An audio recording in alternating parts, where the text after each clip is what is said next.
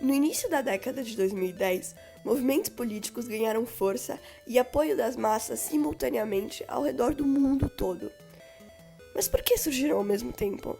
O que todos eles têm em comum? O sociólogo espanhol Manuel Castells nos responde. Todos eles contaram com a internet e suas plataformas sociais como parte fundamental de sua dinâmica. Ou seja, no começo da década passada houve, propulsionado pelas redes, um surgimento simultâneo de movimentos populares que, apesar de em contextos diferentes, reivindicavam os direitos e a maior participação da população no fazer político. Assim, Castells olhou para essa situação e, emocionado com a potência e eficiência desse novo modo de organização por meio das redes sociais, chegou à conclusão de que a internet mudaria o mundo. Com certeza estaríamos mentindo se disséssemos que ele errou nessa previsão. No entanto, você deve concordar que o mundo certamente não mudou para melhor, como ele previu em 2012. O que vemos cada vez mais hoje em dia são grupos terroristas e antidemocráticos que nascem online e se manifestam mais tarde na vida real, fazendo uso da violência não só verbal, mas como também física na maioria das vezes. Estou falando de fenômenos como QAnon e seus seguidores, que, junto a outros extremistas, tiveram a iniciativa de invadir o Capitólio americano. Atiradores como o que fez um ataque a um mosteiro em Christchurch, na Nova Zelândia, e ainda transmitiu ao vivo pela internet, ou mesmo do grupo que organizou o 8 de janeiro no Brasil.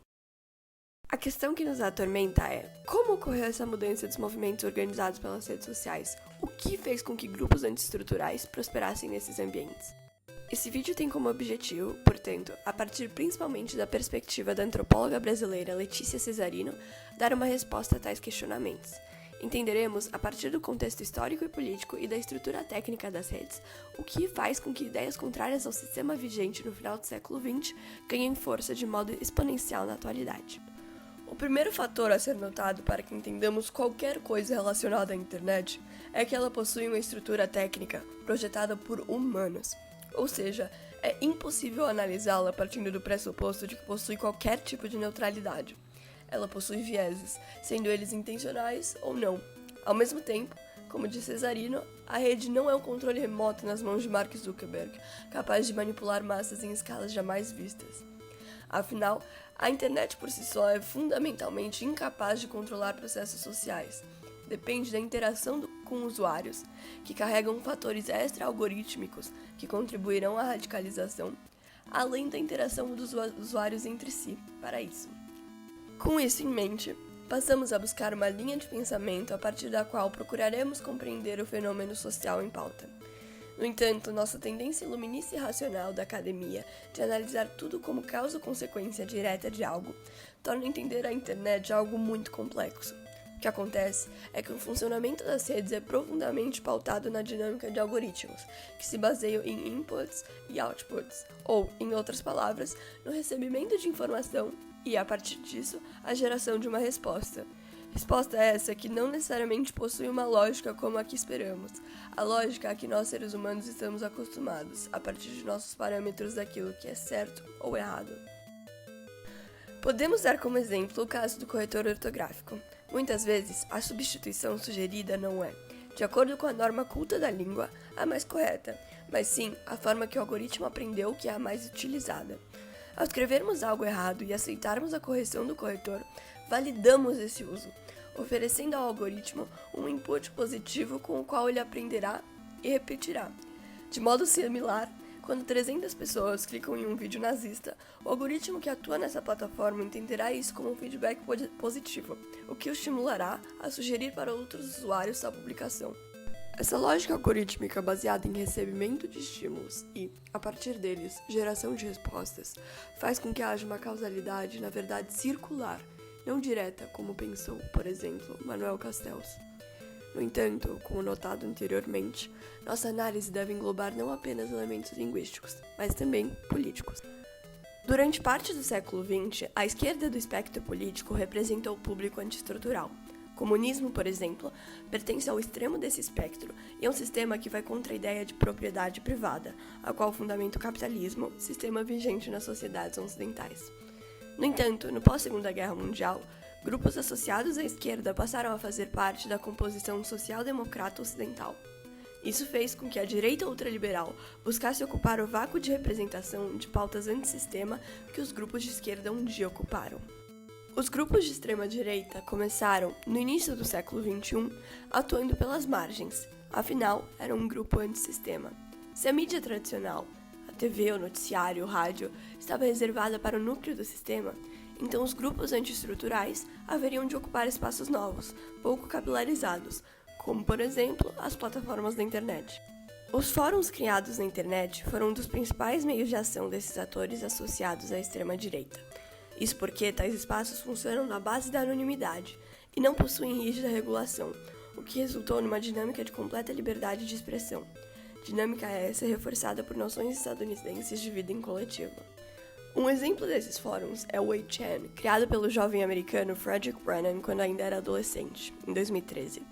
Numa entrevista à revista Wired, ele conta que seu fórum cresceu muito durante o Gamergate, um movimento machista originado por homens que abominavam a presença de mulheres no mundo dos videogames.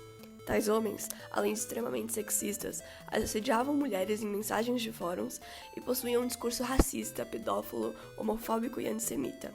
E eles só eram capazes de fazer isso porque, além do Estado norte-americano permitir, o 8chan permitia. O criador e seus moderadores permitiam. Queriam lucrar com a presença de tantos novos usuários. E, óbvio, porque eram usuários anônimos. Esse crescimento exponencial de atores associados à ideologia de uma direita ultraliberal se dá ainda por um colapso de contextos, explicado por outros fatores sociopolíticos que hoje em dia caracterizam sociedades modernas. O sistema da democracia liberal rege, de um modo geral, as sociedades ocidentais, sustentando transações sociais, culturais e econômicas a partir de suas bases estáveis.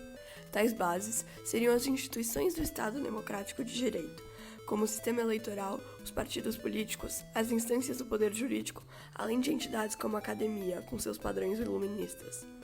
Entretanto, numa temporalidade de crise criada por eventos como a crise de 2008, a crise econômica no Brasil e a pandemia, as instituições se desestabilizam e a crença da população nelas passa a ser testada.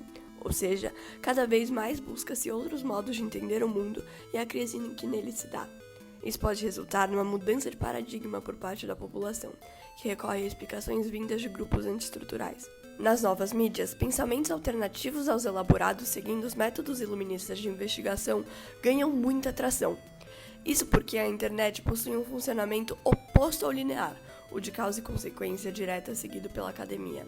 As plataformas online seguem uma lógica cibernética, ou seja, não linear, onde tudo pode ser causa ou consequência de mais de um fator, direta ou indiretamente. Assim, nas redes sociais, grupos associados à extrema-direita se apropriam dessa nova dinâmica de comunicação que rompe com as instituições e o sistema que questionam. Isso faz com que tais grupos reinem nas novas mídias, porque no centro de sua ideologia está o rompimento com o sistema atual e o questionamento de seus pilares. As plataformas da internet fazem esse trabalho por eles, se alinhando acidentalmente com seus objetivos. Além disso, grupos associados à extrema-direita possuem um modo de funcionamento de atração de novos membros que é extremamente favorecido pela dinâmica da estrutura das redes. A autora Letícia Cesarino o chama de estímulo de bind duplo, ou seja, vínculo duplo direto. Nesse mecanismo, um potencial membro é atraído primeiro por um vínculo que faz parte do senso comum. Por exemplo, é de conhecimento universal que a pedofilia é algo terrível e todos devem ser contra esta. Faz sentido, não é? Em seguida, vem o segundo vínculo. Este circunscreve o horizonte de expectativas pertencentes ao senso comum do sujeito e apresenta uma ameaça iminente à sua realidade. Assim, continuemos o exemplo. A pedofilia, então, de acordo com tal discurso, seria algo apoiado pelo governo, que teria um plano para incentivá-la. Desse modo, o espectro político acaba sendo reconfigurado numa lógica maniqueísta. Há apenas o lado do amigo e o do inimigo. Sendo assim, num cenário em que as instituições foram deslegitimadas, cria-se um novo mundo, espelhado ao do Estado democrático de direito. Em vez de se acreditar nas instituições tradicionais, acredita-se nos grupos de WhatsApp, comunidades do Facebook, entre outros que geralmente estão repletos de desinformação. É difícil que essas pessoas desvencilhem-se dessa lógica, não só porque cria-se uma necessidade de defender seus ideais, mas também porque tais comunidades são uma forma de identidade, dão a elas um senso de pertencimento, portanto, lhes é confortável. Em seu livro Do Transe à Vertigem, Rodrigo Nunes diagnostica o espírito do nosso tempo com a existência de um estado constante de renegação, ou seja, de uma negação próxima de nossos inconscientes do estado de crise em que nossas sociedades se encontram. Em outras palavras, buscamos cada vez mais jeitos de ignorar problemas latentes, como a crise ambiental, a desigualdade social que cresce exponencialmente, entre outras questões com soluções complicadas que nos fazem pensar que a humanidade provavelmente chegará ao fim logo. Entre várias soluções para este problema está a adoção de ideias nas quais se baseiam grupos de extrema-direita. Em vez de dizer que só poderemos melhorar o estado caótico em que estamos a partir de medidas bruscas e a longo termo, como diriam alguns especialistas ambientais, esses grupos criam alvos palpáveis, guerras a serem travadas para a salvação do mundo. Por exemplo, para a extrema-direita estadunidense, os problemas do mundo são criados por uma elite pedófila liderada por políticos democratas americanos que alimentam-se de bebês para recuperar sua juventude. Assim, ao retirá-los do poder, as crises acabariam e o mundo voltaria ao normal, entre várias aspas. É por isso que esse grupo é famoso por criar tantos bodes expiatórios.